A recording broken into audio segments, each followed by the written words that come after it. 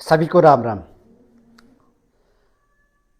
हिमाचल प्रदेश के माननीय मुख्यमंत्री महोदय जो हाल ही में कार्यक्रम अंतर्राष्ट्रीय साक्षरता दिवस के उपलक्ष्य पर, जिसमें हिमाचल प्रदेश के शिक्षा मंत्री के साथ साथ शिक्षा विभाग के सभी अधिकारी वहाँ मौजूद थे, वहाँ पर उन्होंने हिमाचल प्रदेश के 229 के आसपास विद्यालयों को, उन विद्यालयों में जिसमें पीएम श्री स्कूल भी आते हैं, वहाँ पे सीबीएसई बोर्ड को लागू करने की घोषणा की है।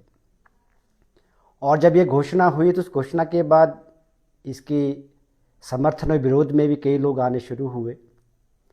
और हैरानी की बात है कि जो विरोध में जिनकी आवाज़ आई, उनके अपने बच्चे सीबीएसई स्कूलों में पढ़ रहे हैं। सीबीएसई बोर्ड में की परीक्षा में वो वहाँ उस विद्यालय में पढ़ते हैं जहाँ पर सीबीएसई बोर्ड लागू है।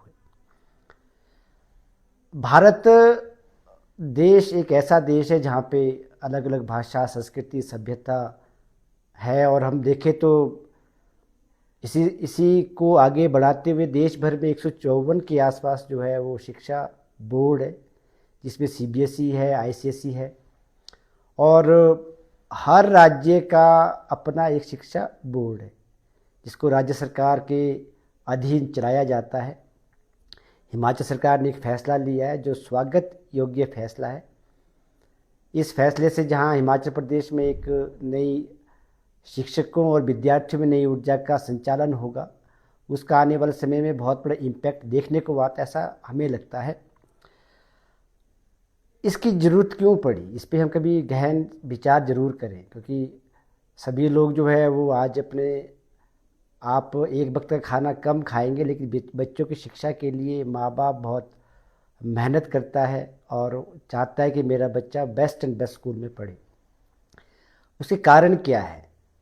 देश भर में जो भी परीक्षा होती है, आप सभी परीक्षा को लेकर चले। आईएएस के एग्ज़ाम होते हैं, सबकी एक ही परीक्षा ली जाती है। नीट के माध्यम से मेडिकल कॉलेज में भर्ती होती है और वो भी परीक्षा एक होती है। इसी प्रकार सीडीएस के एग्ज़ाम होते हैं, वो भी परीक्षा एक होती है। एनडीए के एग्ज़ाम होते हैं, परीक्षा एक होती है। जेई के एग्ज़ाम होते हैं, इंजीनियर के लिए किसी को जाना तो जेई एग्ज़ाम पास करना पड़ता है, तो वो भी परीक्षा एक होती है। बैंक की नौकरी लगानी है, रेलवे की नौकरी लगानी है, परीक्षाएं सब एक है। तो जब ये परीक्षाएं एक है तो बोर्ड एक क्यों नहीं हो सकता? क्या पूरे देश भर में एक बोर्ड लागू नहीं किया जा सकता? अब आप देखिए, सोचिए, विचार करिए कि जिसका बच्चा किसी शिक्षा, अब आप देखिए, बच्चा आपका पढ़ रहा है सीबीएसई बोर्ड में या आईसीएसई बोर्ड में, और जो बच्चे राज्य के बोर्ड में पढ़ रहे हैं, जब परीक्षा, किसी भी एग्जाम की परीक्षा होगी, परीक्षा का जब संचालन होगा और सिलेबस आ गया आपका सीबीएसई बोर्ड के माध्यम से, आपने नीट की एग्ज़ाम देनी है, आपने जेई की एग्ज़ाम देनी है, सिलेबस फिक्स हो गया सीबीएसई से, तो राज्य का जो बोर्ड है, क्या वो बच्चा क्वालिफाई कर पाएगा? नहीं कर पाएगा। मेरे गांव का, मेरे मज़दूर का भाई बच्चा, लेबर क्लास का बच्चा जो आम बोर्ड में पढ़ रहा है, क्या वो बच्चा उन परीक्षा में उत्तीर्ण हो पाएगा? बहुत रेयर देखने को मिलता है, बहुत रेयर। जब वो बच्चा परीक्षा में उत्तीर्ण नहीं हो पाएगा तो फिर क्या होता है? एक स्ट्रेस बढ़ता है बच्चों पे, और फिर उसको कोचिंग का रास्ता अपनाना पड़ता है। और कोचिंग, फिर रोल शुरू होता है कोचिंग माफिया का। बहुत बड़ा माफिया है। देश भर में 5 लाख करोड़ से ज़्यादा का बिजनेस ये लोग करते हैं। और जब बिजनेस करते हैं तो नेचुरली इनका इंटरफेरेंस भी रहता है, क्योंकि आधे से ज़्यादा आईएएस अधिकारियों के और जो लीडर है, नेतागणों के और बड़े बड़े बिजनेस के जो मालिक हैं, उनका कोचिंग इंस्टीट्यूट चलाते हैं। तो उसमें आम आदमी कैसे पहुंच पाएगा? फिर वो समाज में खाई पैदा होती है, और वो कभी नहीं चाहेंगे कि देश में एक बोर्ड, एक परीक्षा, एक सिलेबस लागू हो। वो कभी नहीं चाहेंगे। लेकिन सोचना ये है कि जिस देश में एक चुनाव वाली प्रक्रिया लागू की जा सकती है, तो क्या वहाँ पे एक देश, एक बोर्ड, एक सिलेबस लागू नहीं किया जा सकता? क्या कर सकते हैं? कैसे कर सकते हैं आप देखिए, नवोदय विद्यालय हैं देश भर में काम कर रहे हैं, केंद्रीय विद्यालय में सीबीएसई पैटर्न पे चले हुए, और हिमाचल से छोटे से राज्य में भी आप देखना अलग अलग केंद्रीय विद्यालय हैं, नवोदय विद्यालय हैं, तो लागू कर सकते हैं। तो ऐसे में दूसरा जो बहुत बड़ा माफिया है वो है आपका पब्लिशर, बुक माफिया, वो भी नहीं चाहेगा कि जब एक बोर्ड एक सिलेबस लागू होगा तो उनका बिजनेस में भी नुकसान होगा, कभी इसको नहीं चाहेंगे। और तीसरा जो सबसे बड़ा विरोध में खड़ा होने वाला है वो आपका शिक्षक माफिया भी आएगा, कम्युनिस्ट विंग। अभी आने वाले कुछ समय के बाद वो धरना प्रदर्शन की धमकियाँ भी देंगे, क्योंकि उनका भाव राष्ट्रवाद कभी भाव हो ही नहीं सकता है। कम्युनिस्टों का भाव राष्ट्रवाद, राष्ट्र के प्रति उनका भाव कभी सार्थक हो ही नहीं सकता है, तो वो कभी नहीं चाहेंगे। और हैरान करने वाली बात है कि जो लोग आज इसका विरोध में खड़े हैं, जो कम्युनिस्ट लोग, लीडर या टीचर जो है, शिक्षक है, वो इसके विरोध में खड़े होने वाले हैं। पता करें उनके अपने बच्चे किस बोर्ड में पढ़ते हैं, पता करें। तो ये जो 4-5 विषय थी, इस विषय पे हम जरूर विचार करें।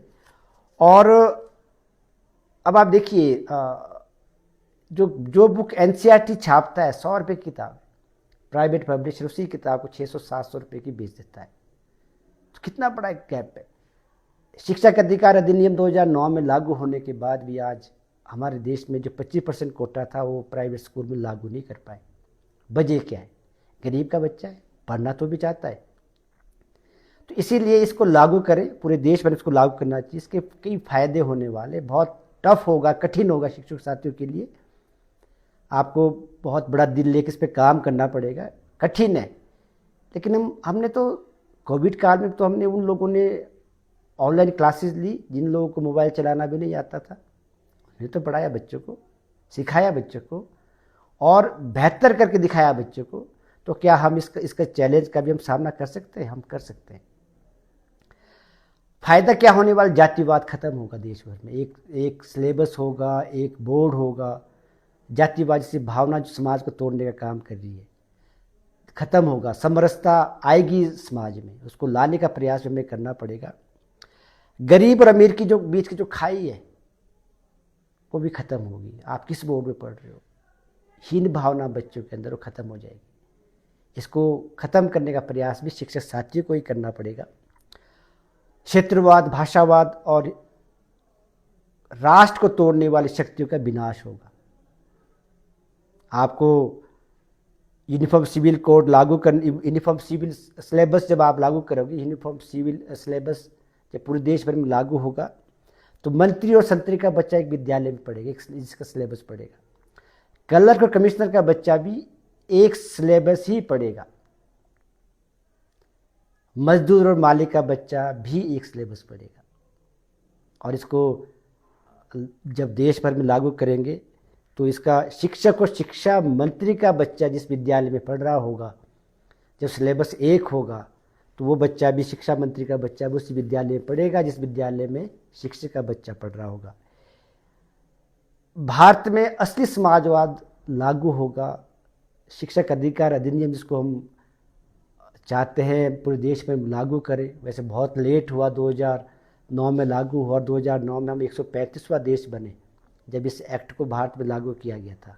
अगर ये एक्ट जो है 1947 में लागू कर दिया होता और शिक्षा नीति भी आपकी 1947 में जब देश आज़ाद उस टाइम ही लागू होती, तो शायद आज हम कहीं और होते। खैर, समरसता आएगी। समरसता जब आएगी समाज में, मैंने पहले ही कहा कि राष्ट्रवाद को जोड़ने की शक्ति पैदा होगी। रात को सुप्रीम कोर्ट को आतंकवादी छुड़वाने के लिए जो वकील दरवाज़ा खटखटा रहे होंगे, ऐसे वकील पैदा नहीं होंगे। जेएनयू जैसे विश्वविद्यालय में भारत को तोड़ने के नारे लगाने वाले नागरिक भी पैदा नहीं होंगे। तो ये बहुत इम्पोर्टेंट। हिमाचल प्रदेश छोटा सा राज्य है, हमारे लिए तो वैसे ही बहुत ज़रूरी है। संख्या, विद्यालयों की संख्या बहुत कम हो रही है, विद्यालयों के साथ साथ विद्यार्थी की संख्या बहुत कम हो रही है। हमारे स्कूलों से विद्यार्थी दूसरे विद्यालयों में जा रहा है, प्राइवेट स्कूल में जा रहा है। वजह क्या है? Syllabus, board. तो मेरा निवेदन ये है कि इसको लागू करें। मेरे माननीय मुख्यमंत्री महोदय से और शिक्षा मंत्री महोदय से आग्रह भी है कि इसको आप पूरे देश में लागू करें।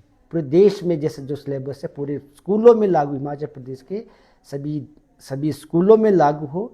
और देश के प्रधानमंत्री आदरणीय नरेंद्र मोदी जी से आग्रह है कि इसको इस प्रकार का एक सिलेबस, एक बोर्ड, एक सिलेबस, एक देश, पूरे देश भर में लागू किया जाए और समाज को जो तोड़ने वाली शक्तियाँ होगी उसका वैसे ही विनाश यहाँ पे हो जाएगा, ऐसा मेरी मांग भी है।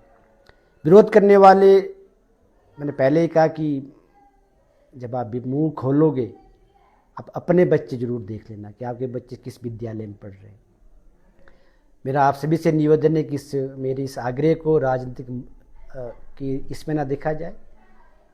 मेरी अपने विचार है, इस विचार को मैं चाहूँगा कि जितने भी लोग हैं इस पे गहन विचार करें। आपने बोर्ड की कार्यप्रणाली देखी होगी, +2 का रिजल्ट जब आया था